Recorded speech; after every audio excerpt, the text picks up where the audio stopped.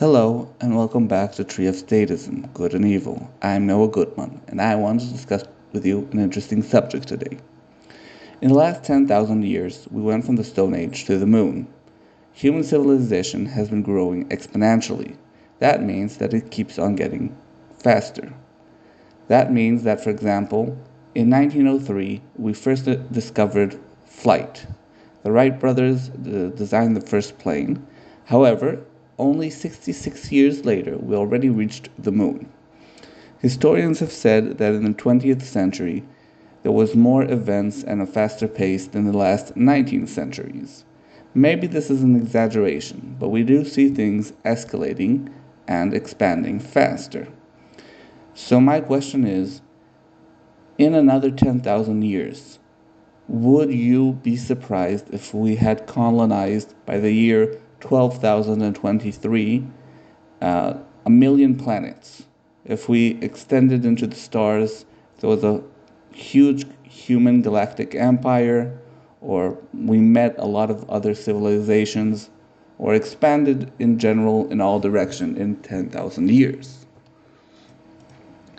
Well, that leads us to the Fermi paradox. Fermi said that the universe is 13 to 16 billion years old.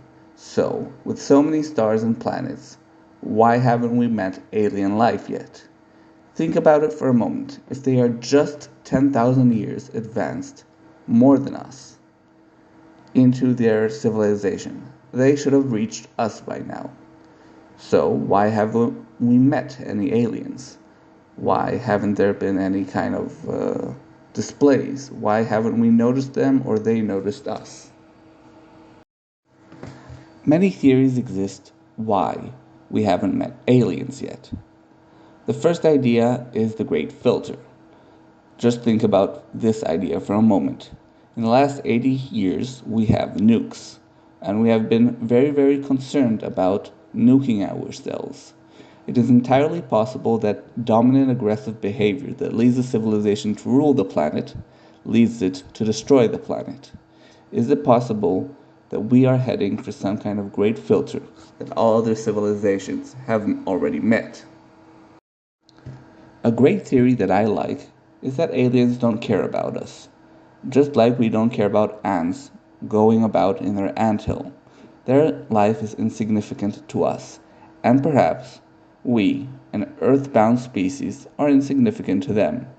Perhaps we don't understand things the way they understand. Perhaps we're too low in our development to even ring a bell for them, to kind of make them care about us. The History Channel disagrees with the paradox. They have this show called Ancient Aliens, and it claims that all the old gods are actually alien visitors from other planets. Think about it. Zeus, Apollo, Thor, and Ragnarok, all of them are stories and gods that are actually aliens that visited, they came, they left. This actually happened, not exactly aliens, but after World War II. During World War II, the Americans built a bunch of air bases on a bunch of islands. On these islands, people were living as hunter gatherers. Suddenly, the Americans came in with these cans of great food beef, corn, and other things like that. The locals got the food, and they didn't care that the Americans were building air bases. However, when the Americans left, they started building monuments about the flying vehicles they knew that their godlike men had brought with them, these kind of chariots of the gods. They even built religions around the things, and they called these the Americans ancestors, that they kind of gave them a backstory and a theology about why they were here and why they left, and an entire religion evolved around it. Another disturbing theory is the quiet hunter. The idea is that any civilization might destroy you. We don't know what the other civilizations want, and you could be meeting some kind of space Nazis. Some kind of civilization that just destroys all the other competition for no reason except to destroy them in advance. This means that each civilization is going to be quiet and careful about exposing themselves to other civilizations. We might have a bunch of civilizations that are afraid of each other, don't know about each other, and are not going to reveal themselves, making communications very, very problematic. This means that whether there is or is not some reason to fear each other, they will just stay quiet instead of exposing themselves to very risky civilizations. However, this video is not about the Fermi paradox. This video is going to be about something else. The last theory that I want to mention is that many people think that we have already met the aliens. The aliens are just staying secret because governments want to keep them secret. Some people even say that they are secretly helping the West, and that's why the West is rapidly advancing in technology. Now and again we get people coming forth from secret military organizations describing unknown lights, weird ships, and all that kind of things. Do you believe these conspiracies? Do you think these theories are real?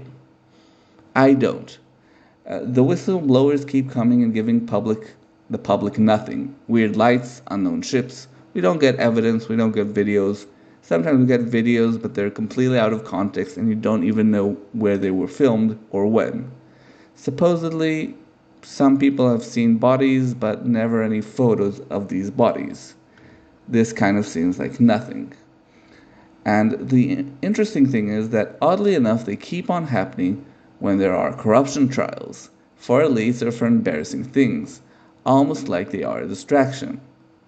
But the government wouldn't lie to you, right? I mean, they're honest people, right? We know governments keep secrets for many reasons, the primary one being national defense. We also know politicians lie. There's a great way of deciphering if a politician is lying. You look at his lips. When his lips are moving, he is most likely lying. So, is believing in conspiracies a logical idea? Is there any merit to it? Well, it depends on which conspiracy you're listening to. I generally don't believe that there are secret elites that are actually lizard people. This sounds absurd. I don't think the Illuminati exists. I do, however, think a lot of conspiracies are just people finding out how the sausage is made. There are a lot of things that are not told to the public, not because they're ultra secret, but because it kind of makes you look bad. It's not good for the political campaign. The first issue to discuss is that a lot of foreign policy is dirty. There's a lot of divide and conquer tactics with minor states, with lesser states. The empires love to take advantage of divided nations. They will support the government or the rebels. It really matters who's loyal to them. This really deserves a video unto itself. However, this is kind of a conspiracy against foreign states in order to rob them. What do you think is hidden in Area 51? There are usually strange lights, and the US says it has a top secret base with new technologies. There are a bunch of bases that could actually fit this description. So, what do you think is actually in there? I think it has top secret technologies, not aliens. I think the alien story is just a cover. Instead of explaining the lights, we just say, hey, listen, we don't know what those lights are. They're weird. Maybe these crafts aren't even ours. Maybe aliens. Definitely not new technology the US has and will use against other empires whenever it suits them. Perhaps Russia and China have similar bases. The idea that you're going to throw the alien blanket to cover up technologies is not that absurd. Think of modern drone technologies. Just 20 years ago, when they were being developed, they would have probably shocked people with how they move around quickly and change directions rapidly. So, Would you explain this when this is just a technology that you're developing, or would you wait until it's battlefield ready? Obviously, you would not want to tell the public because telling the public is telling the enemies because they listen to your radio and your television and every other form of social media you have. Furthermore, soldiers that have told us that they have seen unknown lights and unknown flying objects might be telling the truth. Just because you're guarding an area doesn't mean they're going to tell you about every secret technology they're developing. This means that a soldier sees a bunch of lights and doesn't know that the experiment is going on. And later, when he asks questions about it, nobody knows. Nobody's going to tell him because he's not supposed to know. Beyond that, the military and the CIA have been experimenting with drugs. So a bunch of people may have seen things that are related to mind-altering devices. That is to say, maybe they were high on drugs or maybe someone was experimenting on them. And the point was to show them something confusing, some kind of a chemical, biological warfare. And what they saw is kind of in their heads because they're being experimented on. In general, conspiracy theories have gotten a bad name because crazy people on the internet take facts and add a bunch of opinions and estimate why things happened. When presented the wrong way, these things always will seem absurd because they're detached from reality. Imagine for a moment if there was a company polluting a river or a lake. This is bad, right? Sometimes companies do this, right? The wildlife may be affected by the chemicals in a bunch of different ways, including harming their hormone systems and thus their reproductive systems. A scandal, right? Something we'd want to arrest members of the company over because polluting lakes and rivers is a bad thing. This sounds a lot less reasonable when Alex Jones shouts something along the lines of "They're turning the goddamn frogs gay." Ah! When presented in this manner, it goes from being a story about pollution to some kind of gay conspiracy, something absurd. Another wacky conspiracy is the FBI promoting terrorism? Sounds absurd, right? But law enforcement agents often try to catch people in the act, not planning but rather doing it. Think of someone buying a lot of drugs in a shady room. He wants to make a lot of money selling the drugs. Once he hands the money and takes the drugs, he walks outside and a bunch of cops are waiting for him. At court, he sees the people who sold him the drugs testifying. As it turns out, they were undercover cops. In a libertarian circle, there is a joke that all women libertarians are feds. They are meant to seduce libertarians to make them expose their illegal actions. Surely it would seem reasonable for a spy to do so, right? This means that the FBI conspiring to promote any kind of illegal activity would be reasonable, especially if you're meant to be caught in the action and not to successfully do it. In Israel, one such agent by the name of Avishai Raviv was outed in the 90s after participating undercover in right-wing circles under the codename Champagne. Imagine that a bunch of right-wing activists or left-wing activists might be inciting other people in order to catch them in the act.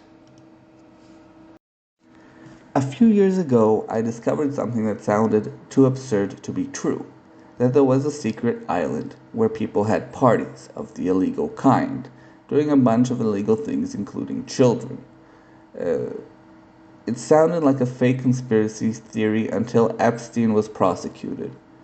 He supposedly had secret damning information about hundreds or thousands of elites worldwide, and then he died in jail of suicide. Or so they claim. He died under suicide watch, so his death is kind of suspicious. It was not absurd of an idea to think that maybe one of the hundreds or possibly thousands of elites that he had information on didn't like that he had information on them and had him assassinated. Which one, it is impossible to know. However, the idea that one of them managed to do it somehow is not that absurd. And that his assistants were prosecuted, but not the elites that they supposedly have information on. Something there doesn't really add up. I don't really know what, but however, the idea that the guy that supposedly committed suicide, Epstein, was actually assassinated is not that absurd of a conspiracy theory. A bunch of conspiracy theories exist about why these elites that went to these secret parties were let off the hook and no one was prosecuted. A bunch of them exist, a bunch of them are silly. The two that I'm going to discuss are the two that are the least absurd as I see them. One is that the elites are above the law. They've always been above the law. This is just one time that it's kind of been public that they're above the law. That kind of people notice that they're not being prosecuted. The second, also not that absurd idea that I can't prove and could totally be incorrect, but the idea that the CIA took the information and is using it to blackmail those elites. Think about it. A bunch of rich people from all over the world are now being used as tools by the CIA. Maybe they're renting houses for them. Maybe they're using them to deliver items, borrowing things from these elites, sending the elites to use their connections. Is this true? There's no way of knowing. That it's not an absurd idea, but it's also kind of one of those things that you can't just investigate on your own. One conspiracy I particularly like is that governments are trying to take over crypto to prevent people from buying unapproved items and to cut off funds to the wrong people. This seems like people finding out how the system works. These things already happen with banks. You can't buy illegal items with checks or through banking transfers. States track the banks. They want to track it so that terrorists can't use them and criminals can't use them. This is against money laundering. States are already trying to phase out cash because cash is harder to track. If you appear at a bank with a lot of cash, you will automatically be assumed that you're laundering money. You could go to jail for just appearing with $100,000. This sounds like an absurd idea for the average person, but this is kind of how the government wants to treat terrorists and criminals, like serious crime gangs and the mafia. People doing business with terrorists can be held liable for funding terrorism, and thus debanked.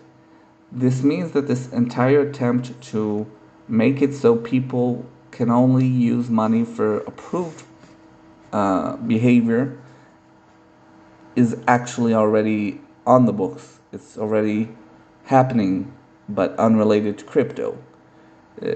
Most of the banking system is there, half of it, to make sure that you don't fund terrorism, that you don't do illegal behaviors, you don't want to contribute into trafficking of human trafficking, and you don't want people in your country to be doing anything seriously illegal. So this is not so much a conspiracy as much as kind of the state trying to do what it's already trying to do. However, with all these conspiracies, I do want to give you a bit of warnings. A bit of a warning. Some conspiracy theories are nut jobs, some of them are liars. They're doing it for a bunch of reasons. Some are false information. Sometimes a state might try to give you fake information to deceive you about your own state. One particularly famous case of a bad conspiracy theorist is QAnon, that keeps giving wrong information. But every time he fails to predict a prediction, he finds an excuse why it's actually true. Personally, I remember that he said that Trump would arrest Joe Biden at the inauguration. That did not happen. However, afterwards, he said that it was all done behind the scenes, and now Trump is secretly president. Um, this is kind of like a guy who's talking about what's going on behind the scenes, and it just none of it ever happens, and it repeatedly doesn't happen. Alex Jones is another good case with someone you should be careful with. I don't think he is a liar. However, when he went on the Joe Rogan podcast, he was surprisingly close to the truth than one might assume. One of his problems is that he keeps mixing up things. That means when he says X did it, sometimes Y did it. Sometimes X did something similar but not exactly the same. Sometimes there is a kind of mixing up of a bunch of stories. He also talks like a lunatic. The way he talks kind of makes him sound nuts. And he might be right, but he makes it sound absurd. Um, he often quotes and blames the wrong organizations. He also moves from facts to opinions without differing between the two. That means he states X, Y, and Z are facts, then he says A, B, and C. However, A, B, and C are opinions. However, he does not say that these are facts, these are his opinions, this is the way he thinks things are going, this is why he thinks this is all going. He's also sometimes very, very wrong and persistent about being very, very wrong, like he was on Sandy Hook. Not all conspiracy theories are absurd. Sometimes the state wants to lie to you. Sometimes there is misinformation mixed in to mislead you. Proceed with caution. Some of these conspiracies are just not true. If you like this video, please comment, upvote, and subscribe.